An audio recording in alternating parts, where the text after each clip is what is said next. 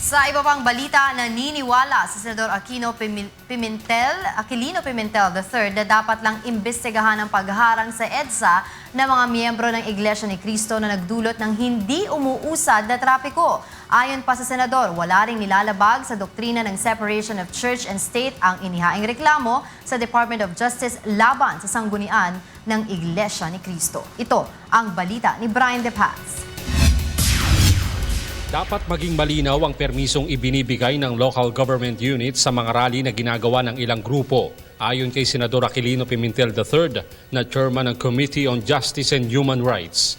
Ayon kay Senador Pimentel, dapat imbestigahan ng Department of Interior and Local Government at ng Philippine National Police ang napaulat na hinarangan ng mga miyembro ng Iglesia ni Cristo ang EDSA Shaw Boulevard dahilan upang maapektuhan ang pag-usad ng mga sasakyan. Mag-fact-finding po ang DILG at saka PNP po dyan. Kaya nga meron report, although hindi ako eyewitness, may report na daw na hinarangan yung daan. So, investigate na lang kung totoo nangyari dyan. Yan, and then learn from this lesson na dapat klaro ang permit na hindi pinapayagan ganyan. Ayon sa Senador, dapat reviewin ang pagbibigay ng mga permiso at kung ano ang nakasaad na kondisyon dito gaya ng hindi pagbabara sa daloy ng kalsada. Review their ordinances pagdating sa grant ng mga permit. And then number 2, the enforcement of the conditions of the permit. Dapat nga you're allowed to rally but not to block a main artery for transportation.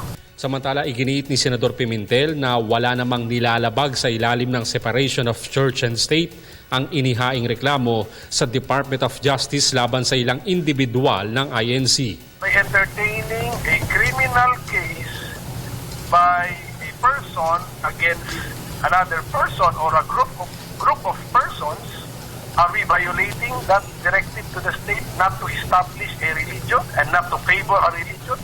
Mukhang hindi. So, hindi po na-violate yung doktrina ng separation of church and state. Siya po ay nagrereklamo sa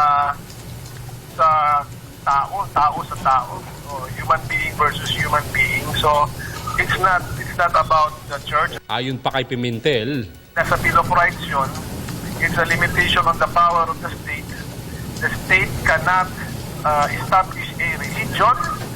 The state cannot favor a religion directly or indirectly. So yun po yun. Brian De Paz, UNTV News Worldwide.